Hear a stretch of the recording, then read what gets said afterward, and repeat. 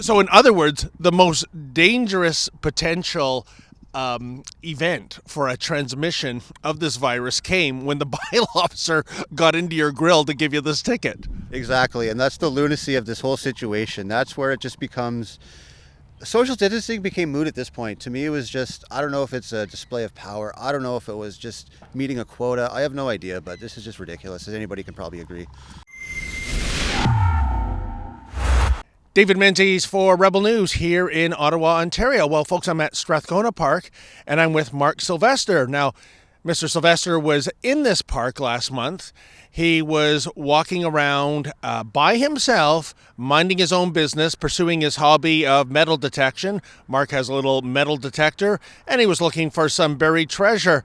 Can you possibly guess what happened? Yep, let's cut to the chase.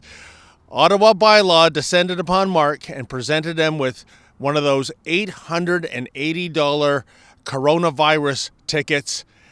Yes, Mark is our latest person to come forward to fight the fines, and just will you hear his story.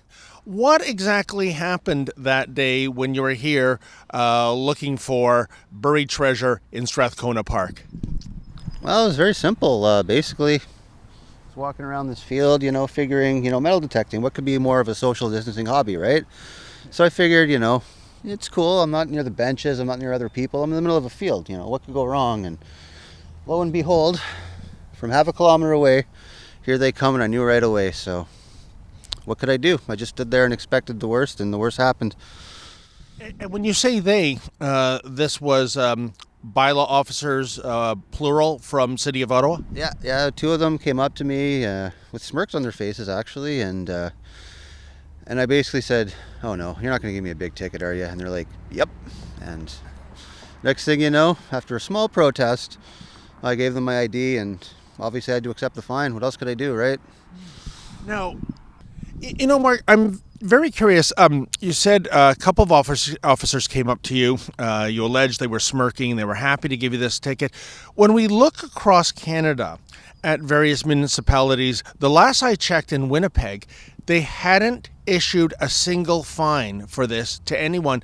If they had simply said, "Sir, you can't be here. Will you leave?"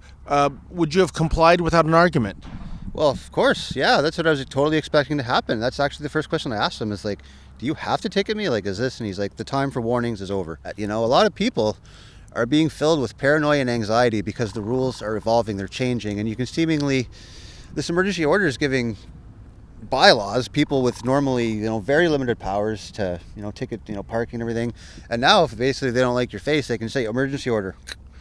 And well, Mark, I can tell you, our lawyer, Sam Goldstein, says even under the Emergency Act, it doesn't give any authority or any branch of law enforcement the right to eclipse your charter rights.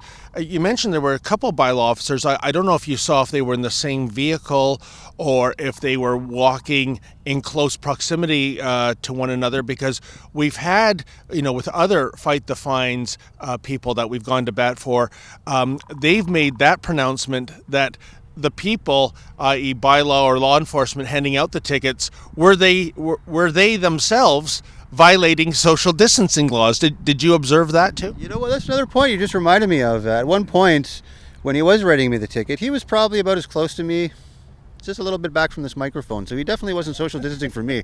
And I kind of made that point. I'm like, you're a little close to me there, buddy. And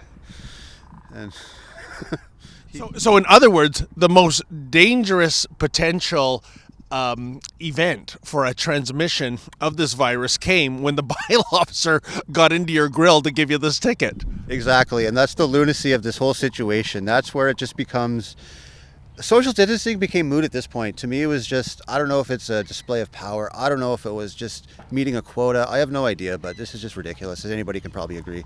Mark, I think what happened to you, and I would bet that the vast majority of our viewers would feel that what happened to you back in April was egregious.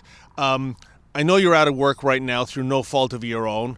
$880 is nothing to sniff at.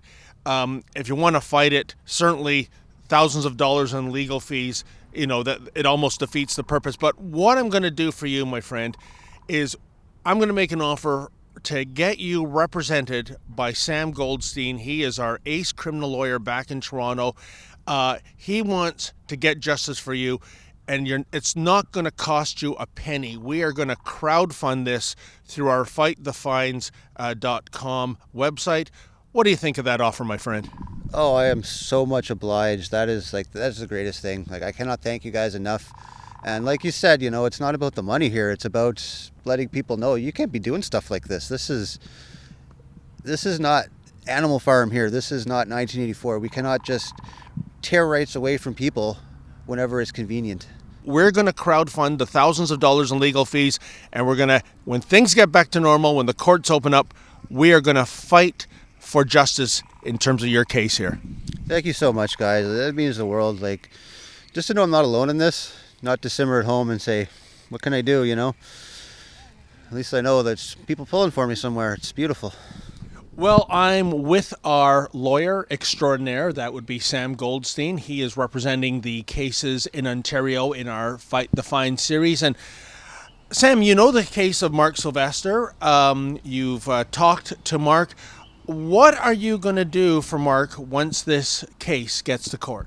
Well, David, once again, I think it's important to point out that there are these laws, these emergency laws now, and they do prohibit people from being in parks and in publicly owned lands for more than incidental periods. So I don't encourage anyone to go out and do the same things that Mark did, because there are these laws. Now, whether we agree with them or disagree with them, or whether they could be challenged finally at court, is another story, but people are risking being ticketed. So I think that's important to say.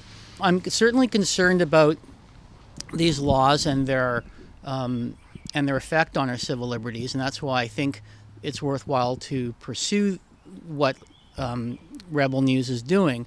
What we normally consider activities in society, going to visit our mothers on Mother's Day, are not covered by the Charter.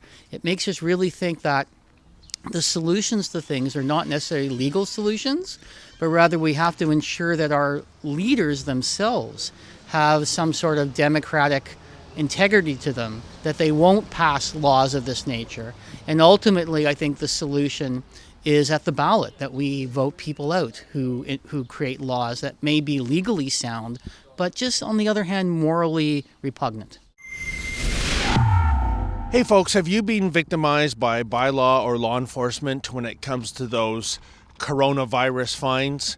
Well, if so, please tell us your story. And you know what? If we think it has merit, we will go to bat for you. That's right. We will fund your legal fees through crowdfunding and get justice once the courts reopen.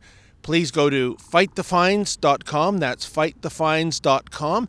And folks, if you don't have a story to tell, but you'd like to support us in our crowdfunding efforts, please go to that website, fightthefines.com, and if you can, kindly make a donation. Thank you.